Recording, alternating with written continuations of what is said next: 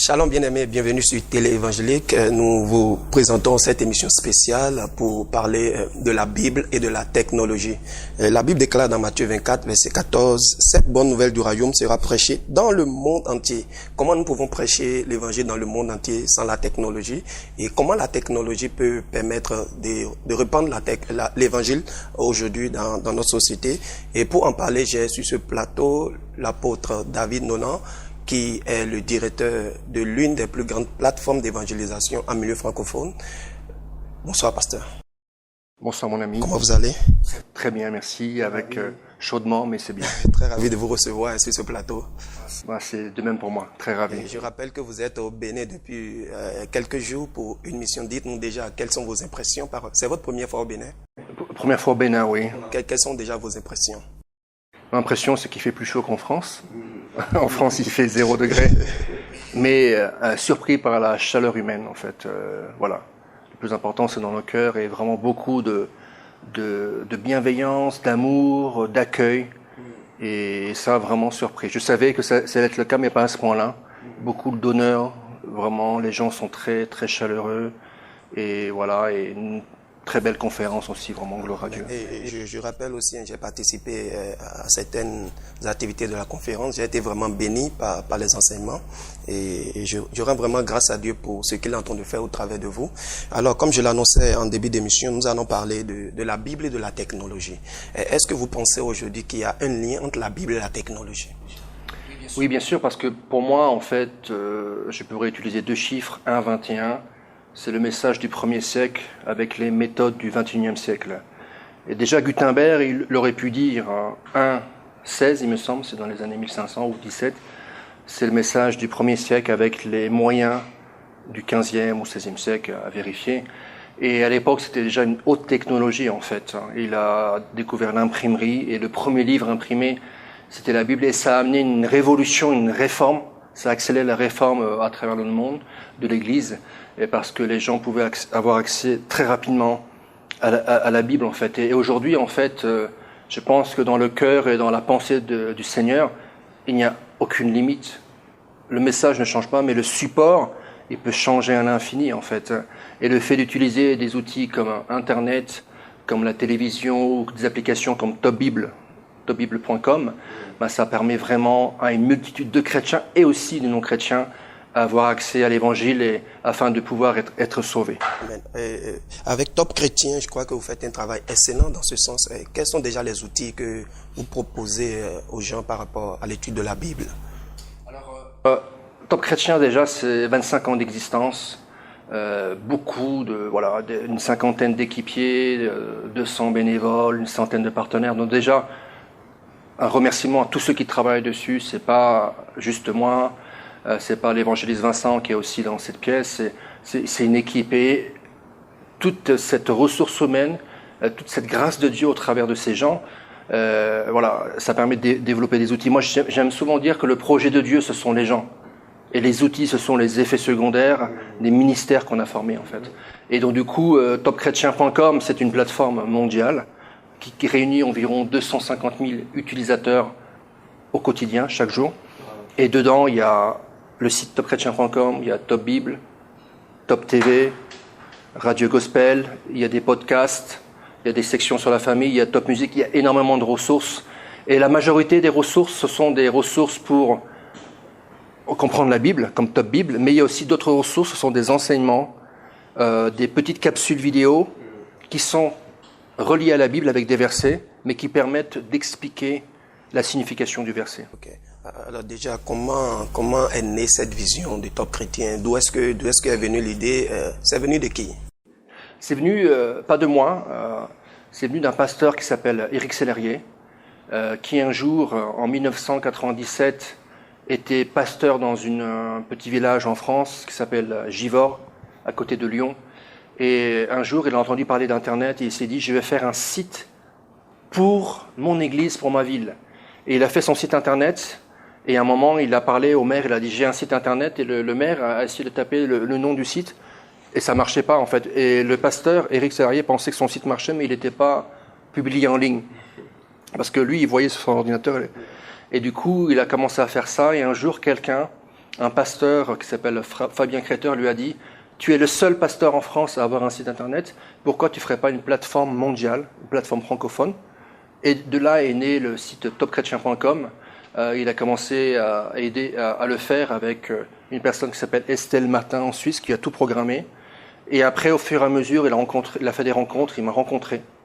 Et quand il m'a rencontré, il a vraiment senti de la part du Seigneur qu'il fallait quitter le ministère pastoral afin de pouvoir se lancer par la foi dans ce ministère qui est atteindre les gens par Internet et encourager les chrétiens à grandir dans leur foi en tant que disciples. Et ça, on a fait la rencontre en 2002. Voilà, 2002. Et c'est parti de nous deux, avec son épouse, 3, 4, 5 aujourd'hui. On a une cinquantaine d'employés, plus de 200 bénévoles et beaucoup de partenaires. Voilà. C'est un travail vraiment en équipe. Okay. Après 25 ans de travail déjà, quel est votre bilan? Quel bilan vous faites est-ce que déjà vous avez des retours? Est-ce que vous avez fait un bilan pour voir le nombre de personnes qui a été déjà sauvé au travers de votre plateforme? Oui. Alors, ce qui est intéressant, donc topchrétien.com, c'est un site global plutôt pour les chrétiens. Donc, il y a la Bible dessus, il y a des podcasts, il y a une section musicale, Top Musique, Top TV, Radio Gospel, etc. Mais on a aussi lancé en 2005 un site, premièrement en français, qui s'intitule connaîtredieu.com, qui, par la grâce de Dieu, a été développé au travers de demandes de partenaires en multilangue, presque 25-30 langues. Et on avait les statistiques, on comptait tous les jours le nombre de visiteurs, donc plus de 100 millions, et surtout le nombre de gens qui font la prière de repentance, qui nous écrivent pour nous dire « j'ai accepté Jésus », et ça c'est vraiment beaucoup. Hein.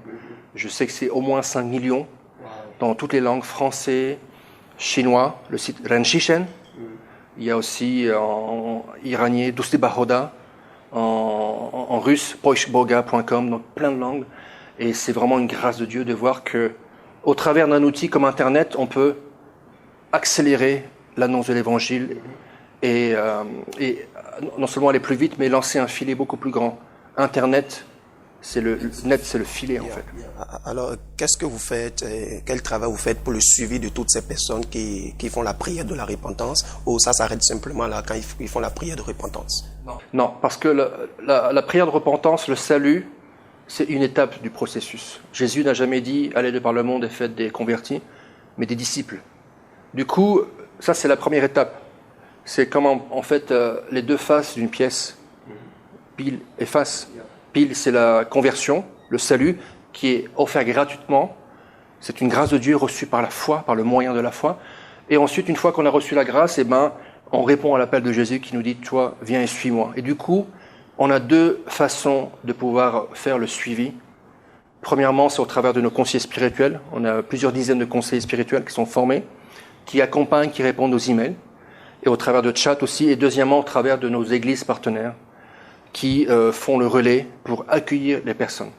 Donc du coup, nous, je vous ai donné les stats tout à l'heure, mais on a arrêté de compter les convertis. C'est une indication, et en plus, on ne sait pas, hein, c'est comme à l'église, quand quelqu'un lève la main, voilà. Ça ne veut pas dire inscrit dans le livre de vie. Mais le plus important, c'est la personne qui commence une vie de disciple et qui le continue dans une église. Alors, on a des parcours en ligne pour grandir comme disciple, mais nous, on fait une partie de chemin et ensuite, on transfère le bâton aux partenaires locaux. Amen. Quels sont vos projets pour le futur? Parce que nous avons vu beaucoup de sites internet et qui sont finalement devenus des chaînes de télévision ou d'autres carrément des congrégations, des dénominations. Est-ce que Top Chrétien aussi a ce type de projet-là? C'est-à-dire de faire des dénominations Oui, de devenir finalement une église ou carrément une chaîne de télévision. Alors, on a déjà une chaîne de télévision qui s'appelle toptv.fr. Okay. Voilà.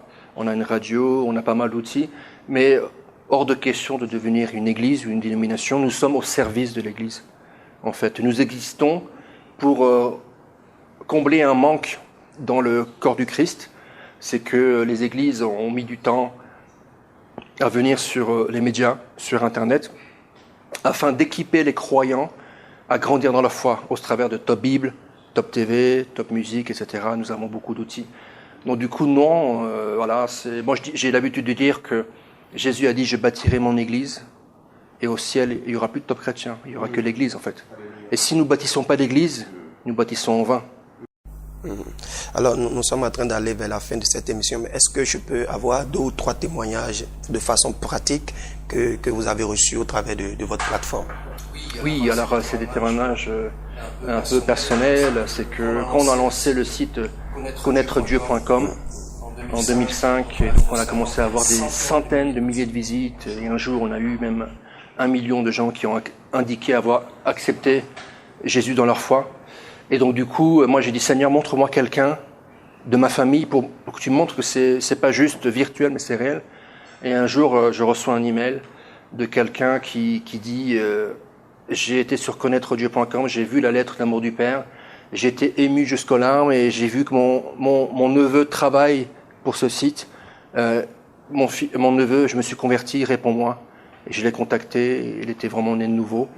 Il s'est marié avec une chrétienne, il est dans une église en région parisienne. Donc gloire à Dieu en fait, ça c'est un beau témoignage. Alors comment se passe le financement? Parce que vu tout ce que vous venez de citer, ça nécessite des moyens financiers. Comment ça se passe? Alors le financement, c'est tout simplement des gens, des individus ou des églises qui ont un cœur de donner. Donc on vend aucun produit, donc ils vont sur le site topchrétien.com/don et ils font un don.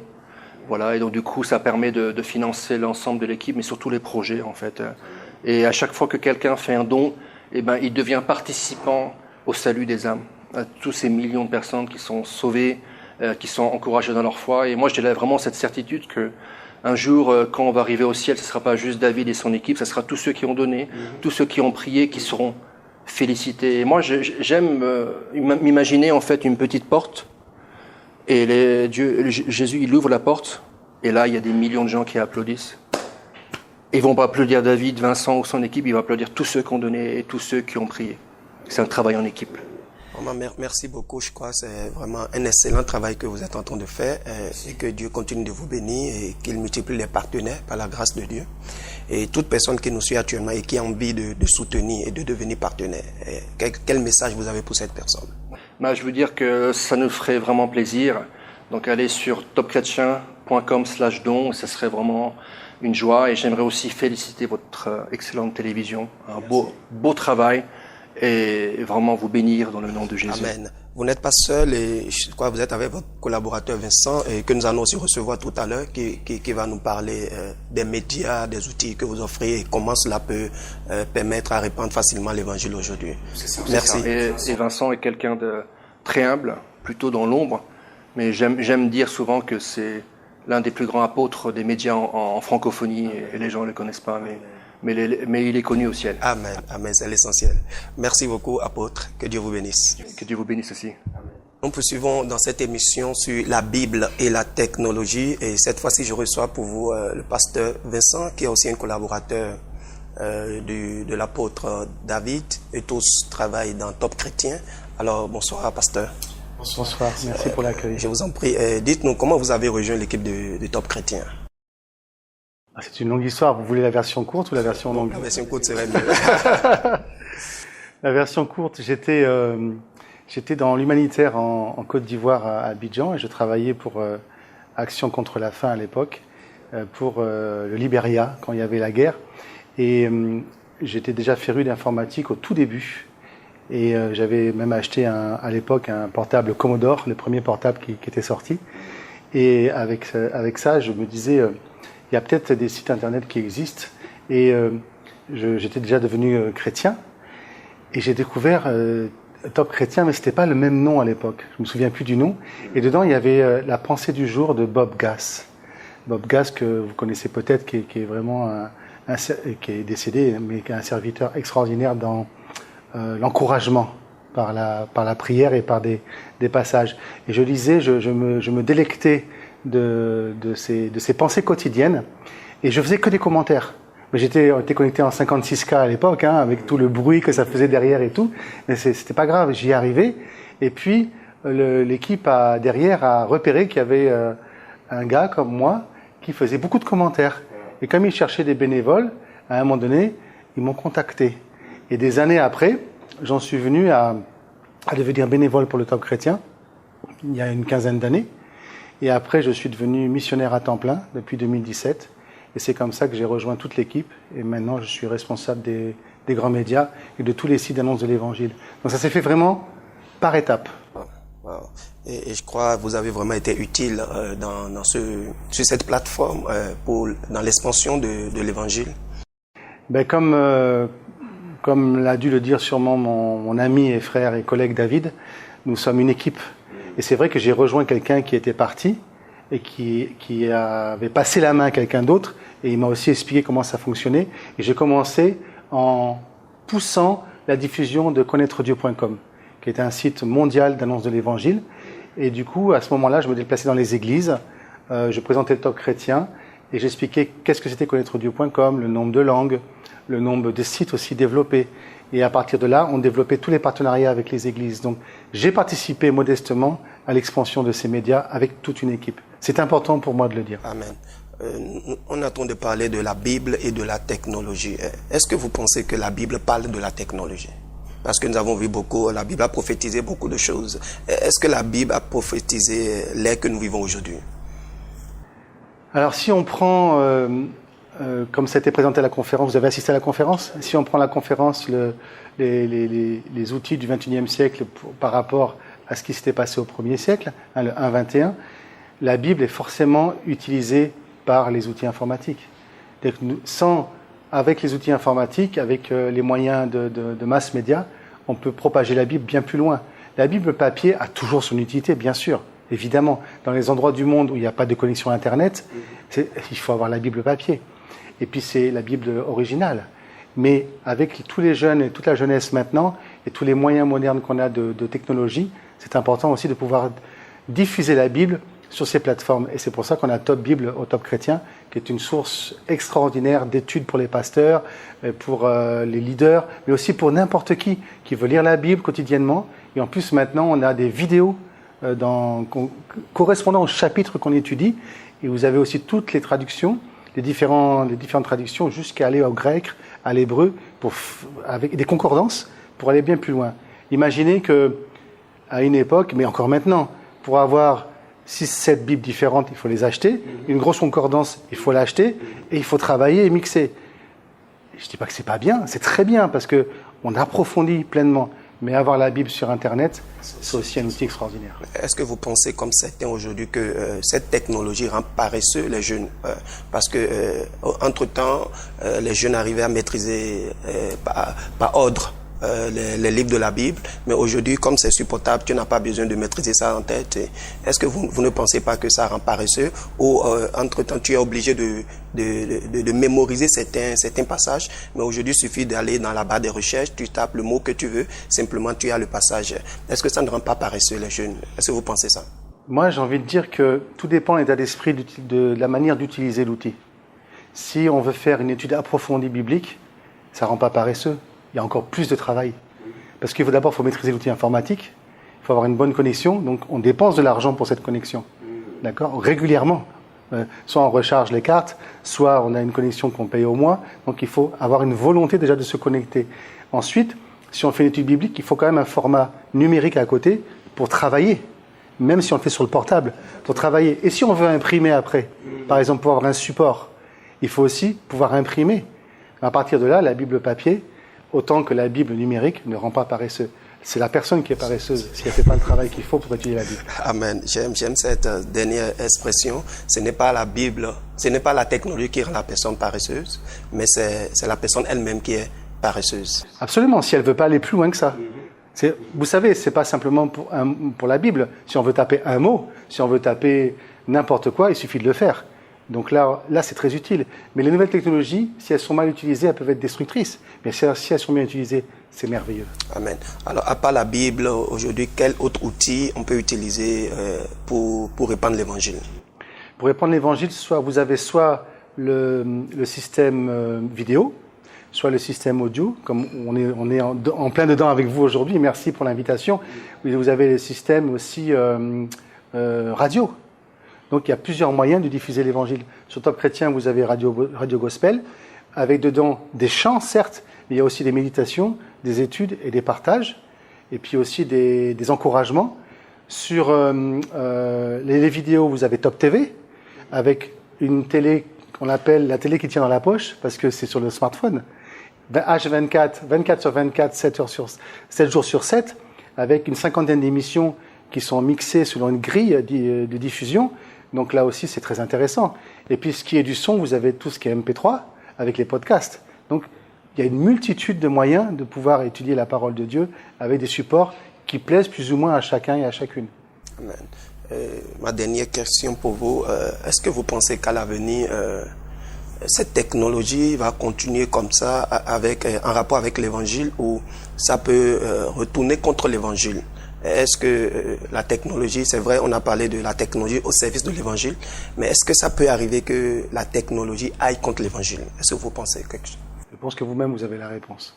À partir du moment où on utilise mal la technologie, forcément, c'est contre-productif.